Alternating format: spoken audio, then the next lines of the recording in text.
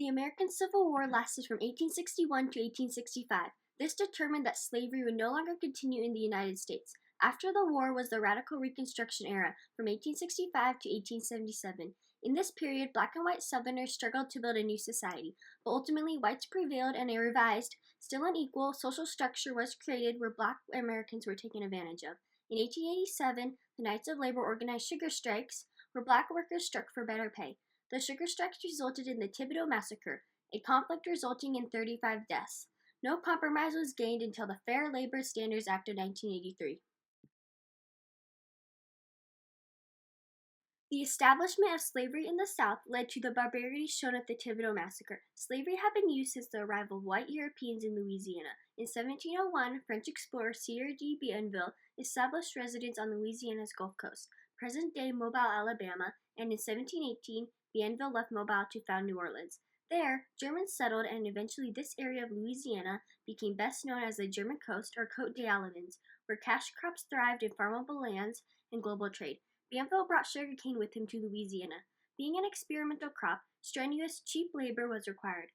In 1699, Iberville encountered the Chichimacha tribe of Louisiana on the shores of the Mississippi River. In result of slave raids and French aggression, the Chichimacha fought back, causing a war that lasted 12 years, 1706 to 1718. During the war, members of the tribe were forced into slavery and became the highest enslaved population of Louisiana. A peace treaty came about between the French and native Chichimacha tribe of Louisiana in 1718. As time passed, enslaved African Americans were brought in as the plantations grew in size. Slavery became an important economical source. In 1805, Henry Schuyler Thibodaux, a planter, founded Thibodauxville, which later became Thibodaux. Before the Civil War, Louisiana was the United States' main sugar-producing industry. On the 6th of November, Abraham Lincoln won the presidential election, receiving no votes from the southern states. The following year, Lincoln's election contributed to the start of the Civil War. Lincoln made a radical decision that began the war against the South to end slavery, and he did not want the southern states to separate from the Union to form their own government. From this conflict, the American Civil War began, lasting 4 years. This action not only affected the southern states remarkably, but the changes the slaves experienced on plantations. Some slaves fled to the north and went behind Union lines. Others refused to leave their families, and many stayed loyal to their slaveholders. The 11 states seceding from the Union formed the Confederate States of America. This temporary government's goal was to secure the economic benefits of slavery and call for a peaceful departure from the Union. Approximately 500,000 men were killed or wounded from the South, having a population of 9 million, 3 million being enslaved. The war cost the states $5 million in riches. The Civil War specifically caused significant challenges and serious economic losses to the sugarcane productions in Louisiana. Between the years of 1865 and 1877, Congress passed the Reconstruction Act, where the rebellious states were divided into 5 military departments. Reconstruction became difficult for African Americans as Southern whites took a strong disliking towards freed slaves gaining a voice in government.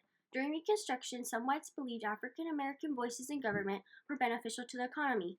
In contrast, some viewed them in the same context as cattle and treated them that way too, especially if they were sugarcane planters in Louisiana. In addition, covert societies formed. The Ku Klux Klan used threatening actions to oppose the rights of freed slaves. This violence was used when suggesting the antagonism of Republican rule over America. By 1877, Reconstruction ended. Over the next few decades after the Compromise of 1877, promised civil rights blacks had attained would collapse because of white rule in the southern states. By 1859, the number of slaves in Terrebonne, Lafourche, and other parishes increased to 21,276. Yearly, 350,000 hogsheads or barrels of sugar were produced. Working on sugar plantations was labor-intense. Slaves were hunched over digging at the ground to plant seeds by hand as they tended to each row. As the stalks grew, slaves would use hefty cane knives to remove weeds. Children and adults were essentially nurturers to the fields. The climate and short growing season made it difficult for planters. At the sugarcane industry, stumbling while operating the boiler, scorching juices, and lost arms in the cane crushers led to tragic deaths. First-class laborers on sugar plantations are paid from January to grinding season, about the 1st of November, at the rate of 65 cents per day. On that low income, planters still provided clothing and food for themselves and their families. Every month, each planter received an average of $13 in pasteboard tickets, which were only redeemable at the plantation store and could be exchanged for food. Racial violence marked the decades after the Civil War in Louisiana. Almost 3,500 people were killed or wounded in the state between 1866 and 1875. From 1882 to 1936, at least 389 lynchings or illegal punishments occurred in Louisiana. About 333 victims were African American. In the South, an example of lynching is a public execution of an African American. These extrajudicial actions usually took place after an infraction of racial protocol in specific Southern regions. The Knights of Labor, beginning in 1896, were originally a secret society of tailors in Philadelphia who were devoted to the laboring classes. Under Terence Powderly's leadership, establishing an 8-hour workday and an improvement of working conditions were essential priorities to the Knights of Labor, or KOL, while renouncing violence. In 1885, sugar planters, being mostly black, pledged their allegiance to the KOL. The KOL formed the local assembly 8404 in Shreveport for the organization of planters in Thibodaux, Louisiana. The KOL demanded the laborers be paid $1.25 each day, the elimination of script-to-cash form, and extra pay for night work to the Louisiana Sugar Planters Association, or LSPA. These demands seemed highly unreasonable to LSPA. A writer to the Chicago Times, W.B. Merchant, complained that Louisiana planters benefiting from the national tariff on imported sugar did not have much morality to demand the discontinuation of script. These laboring men seeking an advance in wages, treated as if they were dogs, were not being unrealistic for demanding better conditions. After the KOL's request was rebuffed, 10,000 plantation workers walked off their fields in strike and would not return until their needs were met. This 3-week strike was on the sugar-producing regions of Lafourche, Terrebonne, St. Mary, and Iberia parishes. The sugar strikes preceded the Thibodaux Massacre on November 23 of 1887. White landowners became angry and decided to fight back. These vigilantes' minds were consumed by vengeance, fear, or combinations of both. Clayton Blocksh's Lafourche militia and white citizens started firing on men and women who participated in the strikes, as he was angry at the sight of black and white workers on strike together. He said, "God Almighty has himself drawn the color line." The Southwestern Christian Advocate expressed how Negroes fled to the swamp like frightened sheep, as white vigilantes shot at them. Jack Conrad, a survivor, was one of the many people shot in the massacre. At 7 in the morning, Conrad's file reads, as he was bleeding from his chest and right arm, he crawled under a house for protection, as about 50 people continued firing.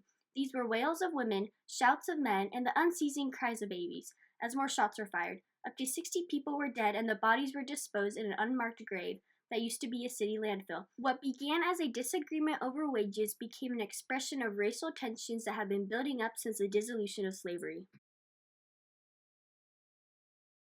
Immediately after the massacre, the living laborers who were struck or were afraid to work during the strikes went back to work. The conditions did not change nor improve. The Knights of Labor was dissolved into a stronger, more influential organization, the American Federation of Labor. Opinions were expressed in newspapers about this outrageous behavior displayed from both the strikers and the vigilantes. The locals of the New Orleans Knights of Labor suggested an investigation of the entire affair, but no investigation ever happened. Reverend Charles Menard, Thibodaux's Catholic priest, journals the year 1887, describing the KOL as bad advisors due to the eruption of violence. Although the Thibodaux Massacre did make it into the U.S. Congressional record, no further actions were taken to solve this inhumanity. The idea and conditions of slavery on sugar plantations prevailed. Labor movements were attempted as the rise of the Industrial Era, 1876 to 1900, began revolutionizing labor in the United States by slowly replacing people with machines. Unions and strikes were organized to publicize their grievances about the working conditions and wages, having little success. After many strikes and unions created, the Fair Labor Standards Act of 1983 was put into action. This labor law created minimum wage, the 40-hour work week with overtime pay, and the prohibition of the employment of minors for the most part.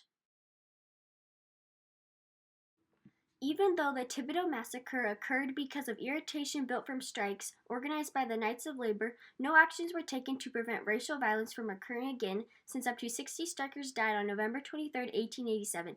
Sugar planters immediately working on plantations after the massacre expressed opinions unheard, and labor conditions along with low wages kept the same, are all effects from the massacre. The Thibodaux Massacre may have been recognized as a small event in history, but at large expressed the mistreatment of working African Americans as if they were still enslaved. The reality of the African Americans wanting better labor conditions were not impossible requests made to the Louisiana Sugar Planters Association, but unlikely due to racial discrimination against the colored. The substandard conditions on the sugar plantations and white supremacy in Louisiana might have come to an end if any action was taken to ensure the safety and adaptation of wages towards African American laborers. The Thibodaux Massacre shaped the future labor movements.